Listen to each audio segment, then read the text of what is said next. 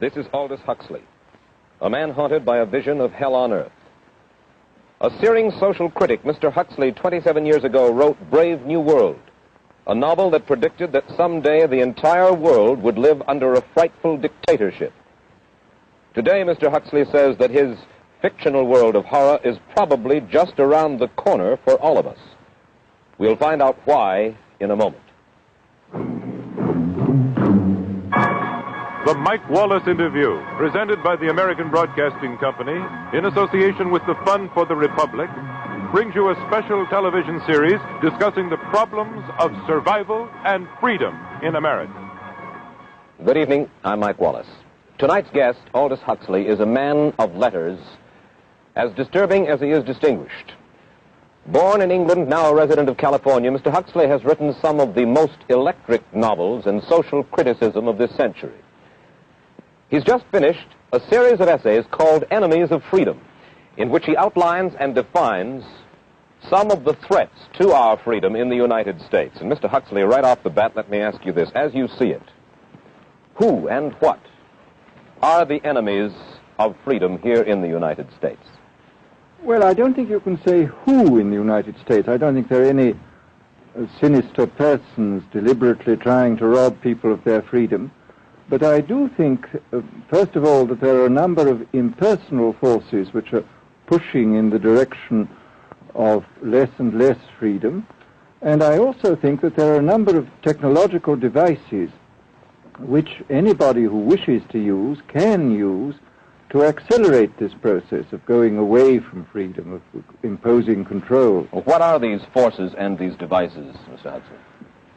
I should say that there are two main impersonal forces. The first of them is not exceedingly important in the United States at the present time, though very important in other countries. This is the force which in general terms can be called overpopulation, the mounting pressure of population pressing upon existing resources. This, of course, is an extraordinary thing. Something is happening which has never happened in the world's history before. I mean, let's just take a simple fact that between the time of the birth of Christ and the landing of the Mayflower, the population of the Earth doubled. It rose from 250 million to probably 500 million. Today, the population of the Earth is rising at such a rate that it will double in half a century. Well, why should overpopulation work to diminish our freedoms? Well, in a number of ways. I mean, the experts in the field, like Harrison Brown, for example, pointed out that in the underdeveloped countries, actually the standard of living is at present falling, that people have less to eat and less goods per capita than they had 50 years ago. And as the position of these countries, the economic position, becomes more and more precarious, obviously the central government has to take over more and more responsibility for keeping the ship of state on an even keel.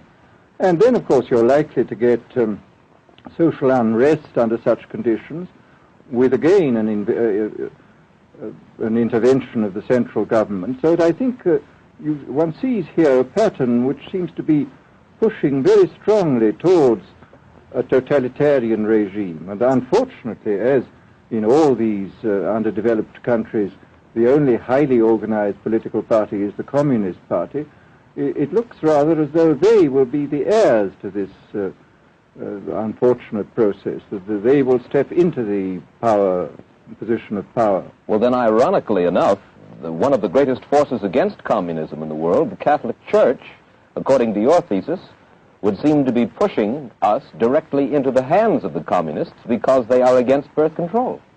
Well, I think this strange paradox probably is true.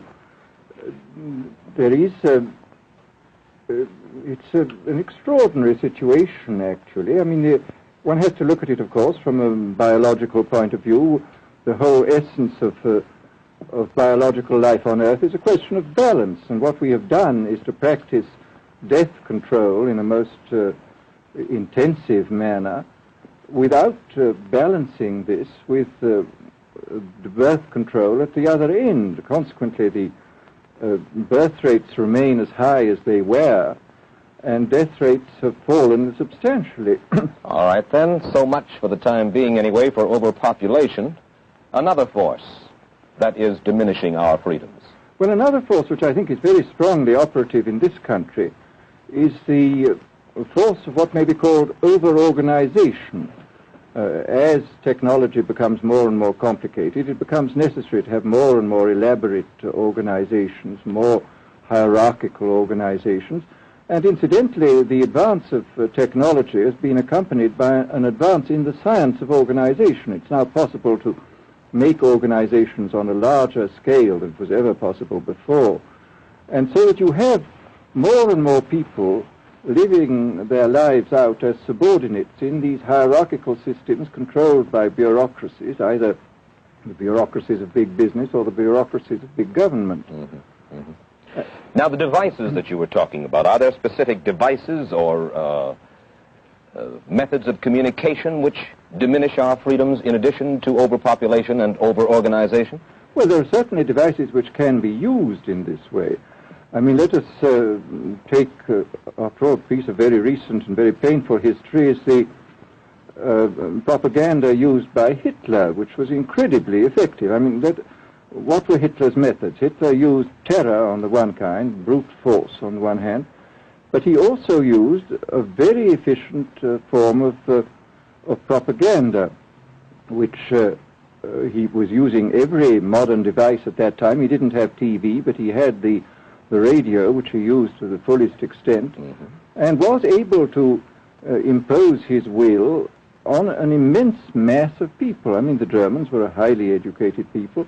Well, we're aware of all this, but how do you equate Hitler's use of propaganda with the way that propaganda, if you will, is used, let us say, here in the United States? Are you suggesting that there is a parallel? Needless to say, it's not being used in this way now, but the point is, it seems to me, that there are methods at present available, methods superior in some respects to Hitler's methods, which could be used in a bad situation. I mean, what I feel very strongly is that we mustn't be caught by surprise by our own advancing technology. This has happened again and again in history. Technology has advanced, and this changes social conditions, and suddenly people have found themselves in a situation which they didn't foresee and doing all sorts of things they didn't really want to do. Well, now, what do you mean? Do you mean that we develop our television, but we don't know how to use it correctly? Is that the point that you're making? Well, at present, the television, I think, is being used quite harmlessly. It's being used, I think, I would feel it's being used too much to distract everybody all the time. But, I mean, imagine, which must be the situation in all communist countries, where the television, where it exists, is always saying the same thing the whole time, is always driving along. It's not creating a wide front of distraction, it's creating a one-pointed drumming in of a single idea all the time. It's obviously an immensely powerful instrument. Mm-hmm. So you're talking about the potential misuse of the instrument. Exactly. We have, after all technology is in itself morally neutral. These are just powers which can either be used well or ill. It's the same thing with atomic energy. We can either use it to blow ourselves up, or we can use it as a substitute for the coal and the oil, which are running out. You've even written about the use of drugs in this light. Well, now, this is a very interesting subject. I mean, in this book that you mentioned, this book of mine, Brave New World, I postulated a substance called soma, which was a very versatile drug. It would make people feel happy in small doses. It would make them see visions in medium doses, and it would send them to sleep in large doses. Well, I don't think such a drug exists now, nor do I think it will ever exist, but we do have drugs which will do some of these things, and I think it's quite on the cards that we may have drugs which will profoundly change our mental states without doing us any harm. I mean, this is the pharmacological revolution which has taken place, that we have now powerful mind-changing drugs which, physiologically speaking, are almost costless. I mean, they are not like opium or like cocaine, which do change the state of mind, but leave terrible results physiologically and morally. Mr. Huxley, In your new essays, you state that these various enemies of freedom are pushing us toward a real-life, brave new world, and you say that it's awaiting us just around the corner. First of all, can you detail for us what life in this brave new world which you fear so much, or what life might be like? Well, to start with, I think this kind of the dictatorship of the future, I think will be very unlike the dictatorships which we've been familiar with in the immediate past. I mean, take another book prophesying the future, which was a very remarkable book, George Orwell's 1984. Well, this book was written at the height of the Stalinist regime and just after the Hitler regime. And there he foresaw a dictatorship using entirely the methods of terror, the methods of physical violence. Now, I think what is going to happen in the future is the dictators will find, as the old saying goes, that you can do everything with bayonets except sit on them. That if you want to preserve your power indefinitely, you have to get the consent of the ruled. And this they will do partly by drugs, as I foresaw in Brave New World, partly by these new techniques of propaganda. They will do it by bypassing the sort of rational side of man and appealing to his subconscious and his deeper emotions and his physiology even, and so making him actually love his slavery. I mean, I think this is the danger, that actually people may be in some ways happy under the new regime, but they will be happy in a situation where they oughtn't to be happy. But let me ask you this. You're talking about a world that could take place within the confines of a totalitarian state. Let's become more immediate, more urgent about it. We believe, anyway, that we live in democracy here in the United States. Do you believe that this brave new world that you talk about could, let's say in the next quarter century, the next century, could come here to our shores? I think it could. I mean, that's why I feel it's so extremely important here and now to start thinking about these problems, not to let ourselves be taken by surprise by the new advances in technology. I mean, for example, in regard to the use of the drugs, we know there's enough evidence now for us to be able, on the basis of this evidence and using a certain amount of creative imagination, to foresee the kind of uses which could be made by people of bad will with these things, and to attempt to forestall this. And in the same way, I think with these other methods of propaganda, we can foresee and we can do a good deal to forestall. I mean, after all, the price of freedom is eternal vigilance. You write in Enemies of Freedom, you write specifically about the United States. You say this, writing about American political campaigns. You say, all that is needed is money and a candidate who can be coached to look sincere. Political principles and plans for specific action have come to lose most of their importance. The personality of the candidate, the way he is projected by the advertising experts, are the things that really matter. Well, this is, during the last campaign, there was a great deal of this kind of statement by the advertising managers of the campaign parties, this idea that the candidates had to be merchandised as though they were soap or toothpaste, and that you had to depend entirely on the personality. I mean, the personality is important, but there are certainly people with an extremely amiable personality, particularly on TV, who might not necessarily be very good in positions of political trust. Well, do you feel that men like Eisenhower, Stevenson, Nixon, with knowledge of forethought, were trying to pull the wool over the eyes of the American public? No, but they were being advised by powerful advertising agencies who were making campaigns of a quite different kind from what had been made before. And I think we shall see probably all kinds of new devices coming into the picture. I mean, for example, this thing which got a good deal of publicity last autumn, subliminal projection. I mean, as it stands, this thing, I think, is of no menace to us at the moment. But I was talking the other day to one of the people who has done most experimental work in the psychological laboratory with this, was saying precisely this, that it is not at the moment a danger, but once you've established a principle that something works, you can be absolutely sure that the technology of it is going to improve steadily. And I mean, his view of the subject was that, well, maybe they will use it to some extent in the 1960 campaign, but they will probably use it a good deal and much more effectively in the 1964 campaign, because this is the kind of rate at which technology advances. And we'll be persuaded to vote for a candidate that we do not know that we are being persuaded to vote for. Exactly. I mean, this is a rather alarming feature, that you're being persuaded below the level of choice and reason. In regard to advertising, which you mentioned just a little ago, in your writing, particularly in Enemies of Freedom, you attack Madison Avenue, which controls most of our television and radio advertising, newspaper advertising, and so forth. Why do you consistently attack the advertising agency? Well, no, I think that advertisement plays a very necessary role, but the danger, it seems to me, in a democracy is this. I mean, what does a democracy depend on? A democracy depends on the individual voter making an intelligent and rational choice for what he regards as his enlightened self-interest in any given circumstance.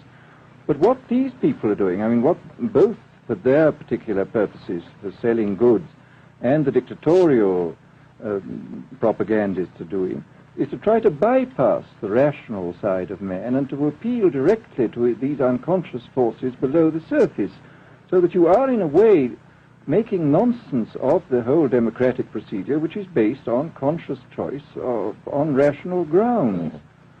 Of course, well, maybe you have just answered this next question, because in your essay you write about television commercials, not just political commercials, but television commercials as such, and how, as you put it, today's children walk around singing beer commercials and toothpaste commercials, and then you link this phenomenon in some way with the dangers of a dictatorship. Now, could you spell out the connection, or how do you feel that you have done so sufficiently? Well, I mean, here, this whole question of children, I think, is a terribly important one, because children are quite clearly much more suggestible than the average grown-up. And again, suppose that for one reason or another all the propaganda was in the hands of one or very few agencies, you would have an extraordinarily powerful force playing on these children, who after all are going to grow up and be adults quite soon.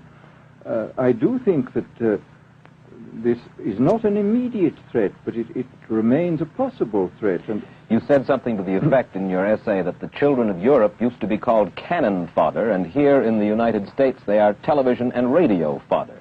Well, after all, you can read in the trade journals the most lyrical accounts of how necessary it is to get hold of the children, because then they will be loyal brand buyers later on. Mm-hmm. But, I mean, again, you just translate this into political terms. The dictator says they will be loyal ideology buyers when they're grown up. We hear so much about brainwashing as used by the communists. Do you see any brainwashing other than that which we've just been talking about that is used here in the United States? Other forms of brainwashing? Not in the form that has been used in China and in Russia, because this is essentially the application of propaganda methods, the most violent kind, to individuals. It's not a shotgun method like the advertising method. It's a way of getting hold of the person and playing both on his physiology and his psychology till he really breaks down, and then you can implant a new idea in his head. I mean, the descriptions of the methods are really blood-curdling when you read them, and not only the methods applied to political prisoners, but the methods applied, for example, to the training of the young communist administrators and missionaries.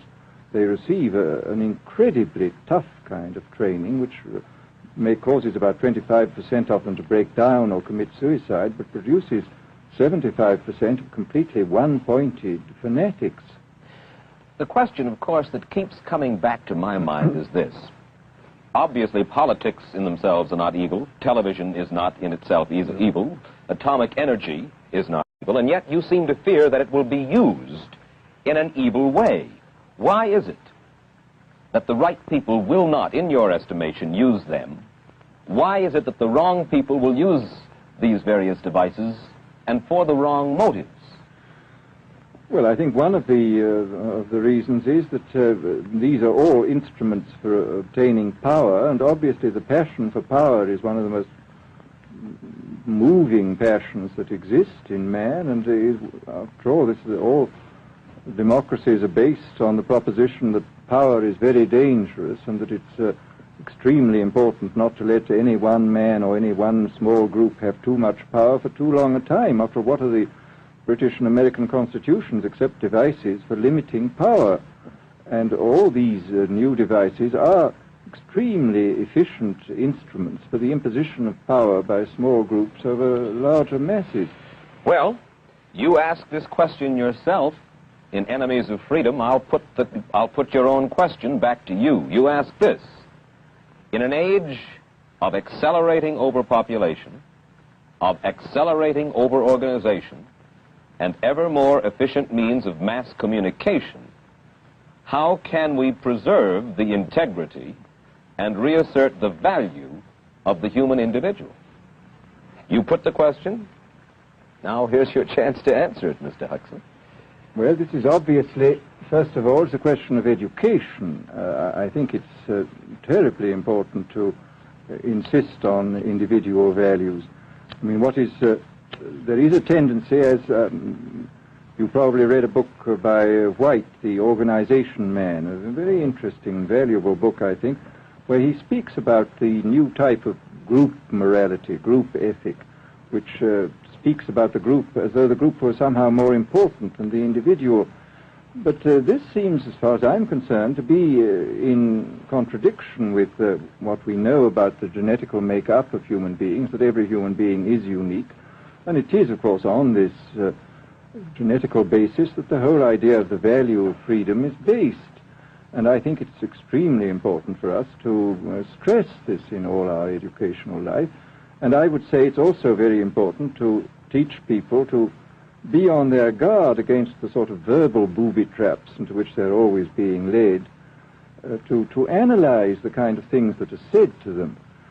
Well, I think there is this whole educational side, and I think there are many more things that one could do to strengthen people and to make them more aware of what was being done. You're a prophet of decentralization. Well, yes, if this is feasible.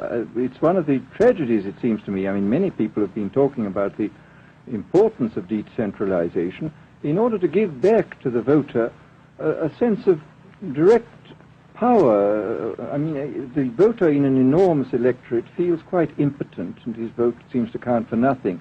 This is not true where the electorate is small and where he is dealing with a group which he can manage and understand. And if one can, as Jefferson, after all, suggested, break up the units into smaller and smaller units and so get a real self-governing democracy. Well, that was all very well in Jefferson's day, but how can we revamp our economic system and decentralize and at the same time meet militarily and economically the tough challenge of a country like Soviet Russia?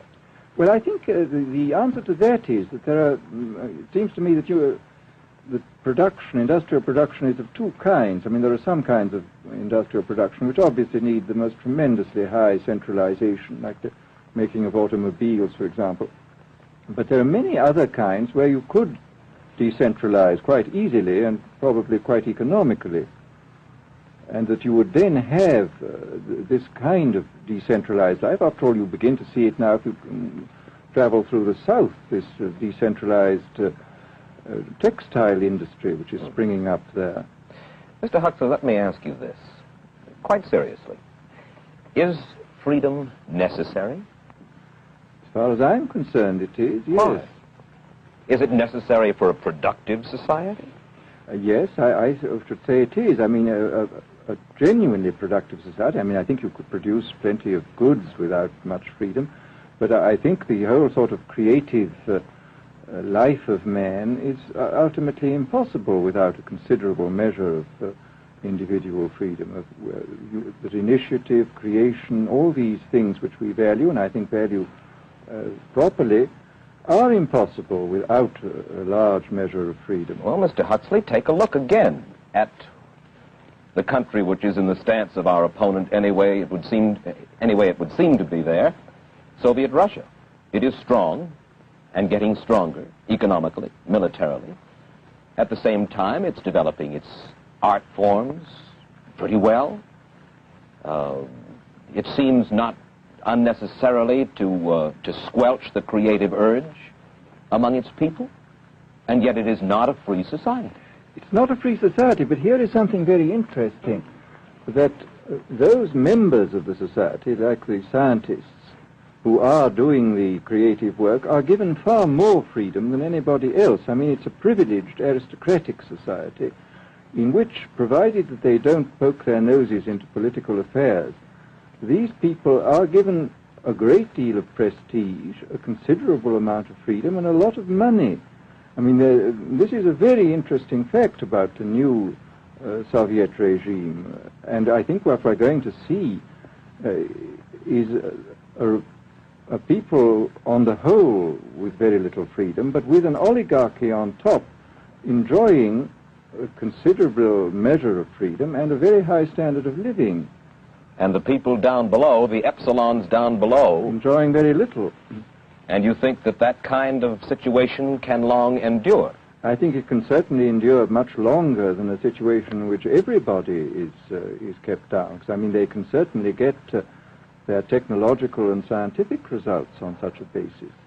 Well, the next time that I talk to you then, perhaps we should investigate further the possibility of the establishment of that kind of a society, where the drones work for the queen bees up above. Well, but yes, but I must say I still believe in democracy. If we can make the best of the creative activities of the people on top, plus those of the people on the bottom, so much the better. Mr. Huxley, I surely thank you for spending this half hour with us, and I wish you Godspeed, sir. Thank you. Aldous Huxley finds himself these days in a peculiar and disturbing position. A quarter of a century after prophesying an authoritarian state in which people were reduced to ciphers, he can point at Soviet Russia and say, "I told you so."